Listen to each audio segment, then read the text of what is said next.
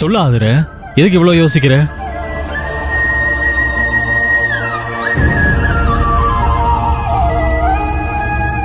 யோசிக்காம வேற என்னங்க பண்ணுவாங்க சொல்லுங்க? ஏதோ பயங்கரமான தப்பு பண்ண குற்றவாளியை நிக்க வச்சு கேள்வி கேட்கற மாதிரி கேக்குறீங்க. அதை நினைச்சுதான் நான் யோசிச்சுட்டே இருந்தேன். நான் ரோஹிணியை கூட்டிட்டு என்ன வாங்க போனேன்னு தெரிஞ்சுக்கணும், அதானே? ஆமா. இப்ப ஆடி மாசம் பிறந்திருக்குல்ல, ஆடி மாசம் அதுவுமா நான் அந்த அம்மன் கிட்ட வேண்டிக்கிட்டு கூழ் காய்ச்சலான்னு முடிவு பண்ணி அதுக்கு தேவையான பொருள்லாம் வாங்கலான்னு சொல்லி ரோஹிணியை கூட்டிட்டு கடைக்கு போனேன். அப்புறம் ஏன் எதுவும் வாங்காம வந்த? அதுவா, அது நாங்க கடைக்கு போனதுக்கு அப்புறம் தான் பர்ஸ் மறந்து வீட்லயே வச்சுட்டோங்கிறதே ஞாபகம் வந்துச்சு. சரி, வீட்டுக்கு போய் சாப்பிட்டு சாயங்காலம் மறுபடியும் திரும்ப கடைக்கு வந்துக்கலான்னு கிளம்பி வந்துட்டோம். போதுமா? ஏன் ஆதிர, நான் போன் பண்ணப்ப நீ அட்டன் பண்ணியிருந்தா நான் அக்கவுண்ட்ல பணம் போட்டு விட்டுருப்பேன்ல. நீங்க போன் அடிச்சது என் காதுல விழலங்க, அதான். சரி சரி, நீ சொல்ற மாதிரி சாயங்காலமே எல்லாம் வாங்கிக்கலாம். இப்ப வாங்க சாப்பிடலாம். ரோஹிணி, மாப்பிள்ள மத்தியானத்துக்கு சாப்பிட வருவாருன்னு சொன்னியே, அவர் வரலையா? ஆமா இல்ல ரோஹிணி, ஏன் மாப்பிள்ள இன்னும் வராம இருக்காரு? நாங்க கடையில இருந்தப்போ மாப்பிள்ள ரோஹிணிக்கு போன் பண்ணி வேலை ஜாஸ்தியா இருக்கு, வர முடியாதுன்னு சொல்லிட்டாரு. அதனால அவருக்காக வெயிட் பண்ண வேணாம். சரி ரோஹிணி, நீ வா, வந்து உட்காரு. வா ரோஹிணி. ஆமா அண்ணே, நீ உட்காருண்ணே. வா உட்காருமா. அப்பா உட்காருங்கப்பா.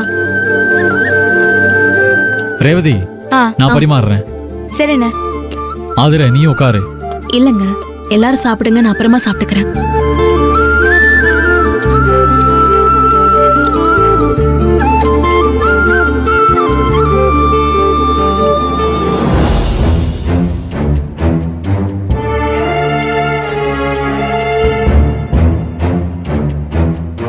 அம்மா தாயே, எதுக்காக இப்படி எல்லாம் நடக்குது?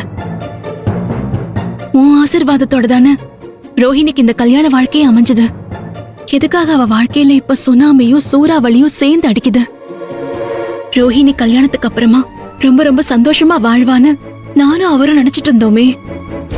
ஆனா அந்த அயோக்கியன் கௌதம் ரோஹிணி வாழ்க்கைக்குள்ள புகுந்து அழிச்சிட்டு இருக்கானே. அவன்கிட்ட இருந்து ரோஹிணியோட வாழ்க்கையை காப்பாத்துறதுக்காக நான் என் போராட்டத்தை ஆரம்பிக்க போறேன். இந்த போராட்டத்துக்கு நீதான் எனக்கு பக்கபலமா இருக்கணும். துணையா வந்து நின்னு இந்த துயரத்தை போக்குறதுக்கு உதவணும்.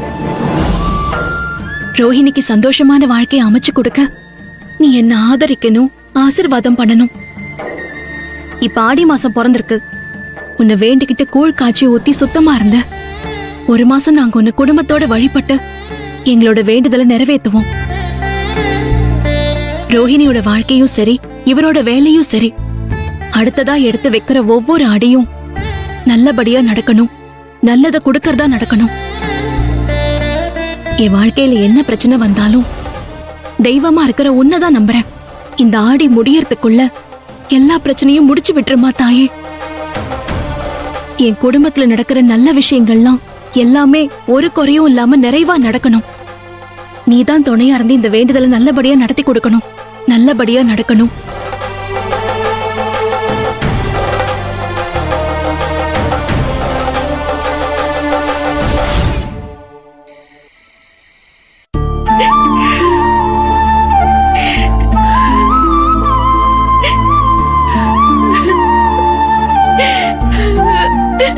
அண்ணி, ஏய், அழாத ரோஹிணி, அழாத. இனிமே என் வாழ்க்கை பூரா வெறும் அழுகதானே ஆயிடுச்சு. எல்லாமே முடிஞ்சு போச்சு அண்ணி. இங்க பாரு, எதுவுமே இன்னும் முடிஞ்சு போகல. நீ நடந்ததையே நினைச்சு அழுதுட்டு இருக்காத. நடக்க போறத நினைச்சு நம்பிக்கையா இரு. நம்பிக்கையா? அந்த வார்த்தைக்கு இனிமே என் வாழ்க்கையில எந்த அர்த்தமும் இல்ல அண்ணி. ரோஹிணி, சும்மா இப்படியே பேசிட்டு இருக்காத. இங்க பாரு, முதல்ல தயவு செஞ்சு அழாம இரு. இப்ப ஆடி மாசம் பிறந்திருக்கு. அதோட சேர்த்து நம்ம குடும்பத்துக்கு ஒரு நல்ல வாழ்க்கை பிறக்கும்னு நான் நம்புறேன். நான் அம்மனுக்கு கூழ் காய்ச்சி ஊத்துறதா வேண்டி இருக்கேன். என்னோட வேண்டுதல் நிறைவேற ரோஹிணி. இங்க பாரு, உன்னை சுத்தி நடக்கிற எல்லா பிரச்சனைக்கும் அந்த அம்மன் ஒரு முடிவு கட்டுவா. ஏய், இந்த ஆடி மாசம் பூரா உனக்காக வேண்டிக்கிட்டு நான் அம்மனுக்கு நிறைய பூஜை பண்ண போறேன்.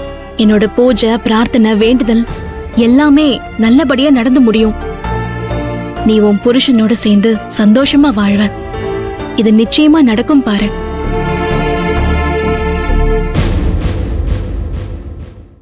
என்ன நம்பு ரோஹிணி. நான் அந்த தெய்வத்தை நம்புவேன்.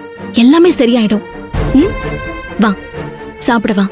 இல்ல அண்ணி, எனக்கு எதுவும் சாப்பிட வேண்டாம் அண்ணி. ஏய், எதுக்காக இப்ப நீ தேவையில்லாம பட்னி கிடக்கணும்? மத்தியானம் கூட நீ சரியா சாப்பிடல. உங்க அண்ணன் கட்டாயப்படுத்தினாருங்கிறதுக்காக சும்மா பேருக்கு சாப்பிடுற மாதிரி உட்கார்ந்து ஒரு வாய் அது கூட சரியா சாப்பிடல. நீ எந்திரிச்சிட்டேன்னு ரேவதி என்கிட்ட சொன்னான்.